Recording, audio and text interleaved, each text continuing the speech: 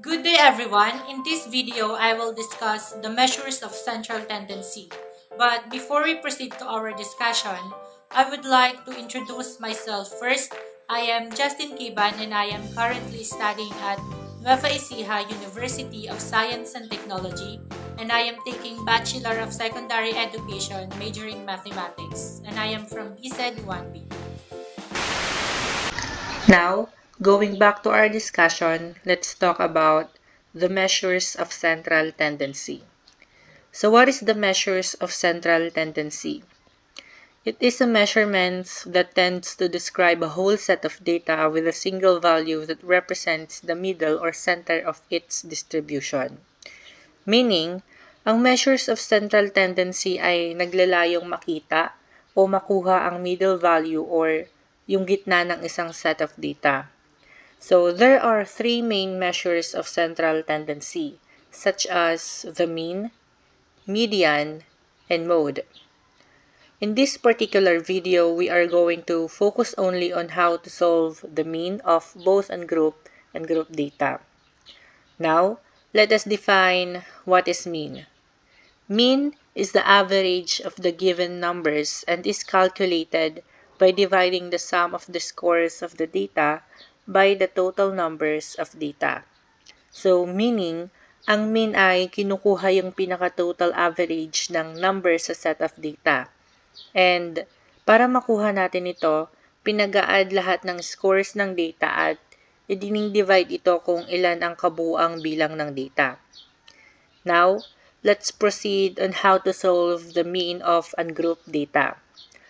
Ang ungrouped data, ito yung mga data na hindi nakaayos o nakaorganisa. So here is the formula for the mean of ungrouped data. We have here x bar is equal to summation of x divided by n, where x bar is the mean, summation of x is the sum of all scores, and n is the number of scores. So let's have an example here. Given that we have 9, 8, 10, 7, 6, 9, 11, 12, 10, and 7. Our n is 10. So, paano natin nakuha yon? Bibilangin lang natin lahat ng scores or yung data. So, we have 1, 2, 3, 4, 5, 6, 7, 8, 9, 10. So, our n is 10. Now, let's solve for the mean. We have x bar is equal to summation of x divided by n. So, ngayon, i-add lang natin yung mga scores. So, we have 9 plus 8 plus 10 plus 7 plus 6 plus 9 plus 11 plus 12 plus 10 plus 7 divided by our n, which is 10. So, kapag pinag-add na natin lahat ng scores na to, ang makukuha natin ay 89. And 89 divided by 10 is equal to 8.9. Therefore, ang mean ng given set of data is 8.9. So, did you get it? Okay, let's have here another example. John Paul got his scores in his midterm exams, which are 42, 45, 46, 40, 39, 47, 40, 43, and 42. Calculate for the mean of the scores. So, our n is 9 dahil meron tayong total 9 data. So, now, let's solve for it. So, we have x bar is equal to summation of x divided by n. So, gaya ng dati, i-add lang natin yung mga scores. So, we have 42 plus 45 plus 46 plus 40 plus 39 plus 47 plus 40 plus 43 plus 42 divided by our n, which is 9. So, pag pinag-add natin lahat ng scores na to, ang makukuha nating sum ay 384 divided by 9. So, ang makukuha natin ay 42.67. Therefore, the average score of John Paul's scores in midterm exam is 42.67. So, naiintindihan na ba? Okay, now, let's proceed on how to solve the mean of group data. So, ang group data, it is a set of data where it is grouped together. So, here is the formula for this. We have x bar is equal to summation of fx divided by n, where x bar is the mean, f is the frequency, x is the class mark, n is the total frequency, and the summation of fx is the sum of the products of class mark and its corresponding frequency. So let's have an example here. The frequency distribution table below is the scores of the grade 11 Earth in mathematics exam.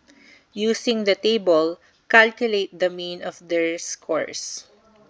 So, kung nakikita ninyo, meron tayong table sa baba. We have here our class intervals 46 to 50 with a frequency of 3, 41 to 45 which have a frequency of 4, 36 to 40 which have 7, 31 to 35 with 10, 26 to 30, ang frequency niya naman ay 6, and 21 to 25 which have a frequency of 5. So, ang una natin gagawin ay to find the class mark or yung midpoint ng bawat intervals. Para makuha natin ito, i-add lang natin yung upper limit and lower limit of corresponding intervals and i-divide natin ito sa 2. So, we have here class mark is equal to upper limit plus lower limit divided by 2. So, unahin natin isolve yung highest class interval which is 50 and 46. So, we have 50 plus 46 is equal to 96 and divided by 2 is equal to 48. So, next naman yung next row. So, we have 45 plus 41 is equal to 86. Divided by 2 is equal to 43. So, uulit-ulitin lang natin yung process na yun hanggang matapos natin ang lahat ng class intervals. So, 40 plus 36 is equal to 76 divided by 2 is equal to 38. 35 plus 31 is equal to 66 divided by 2 is equal to 33. 30 plus 26 is equal to 56 and divided by 2 is equal to 28. And 25 plus 21 is equal to 46 divided by 2 is equal to 23. So, pagkatapos natin kuhanin yung class mark, kukuhanin naman natin yung fx, which is yung product ng frequency and its corresponding class mark. So, ang formula natin dito ay fx is equal to f multiplied by x. So, first, let's solve for the fx of highest class interval, which is yung 46 to 50. Pero hindi yan yung ipagmumultiply natin, but rather its corresponding frequency and class mark. So, we have 3 times 48 is equal to 144. 4 times 43 is equal to 172. So, itutuloy-tuloy lang ulit natin yung process hanggat umabot sa lowest class interval. So, we have 7 times 38 is 266, 10 times 33 is 330, 6 times 28 is 168, and 5 times 23 is 115. Pagkatapos nating makuha yung fx ng lahat ng class intervals, i-add lang natin lahat ng nakuha nating sagot sa fx dahil ayun yung gagamitin natin sa formula. So, we have summation of fx is equal to 144 plus 172 plus 266 plus 330 plus 168 plus 115. So, ang makukuha natin ay 1,195. Ngayon na nakuha na natin lahat ng values na isa-substitute natin sa ating formula, isolve na natin yung mean. So we have x bar is equal to summation of fx divided by n. So, ang summation of fx natin ay 1,195 divided by our n, which is 35. So, ang makukuha natin pag pinag-divide natin yung summation of fx and the n is 34.14. Therefore, the average score of grade 11 Earth scores in mathematics exam is 34.14. And that's how we solve for the mean of ungroup and group data. And I hope you've learned something from this video, and I'll see you in my next video. Thank you for watching.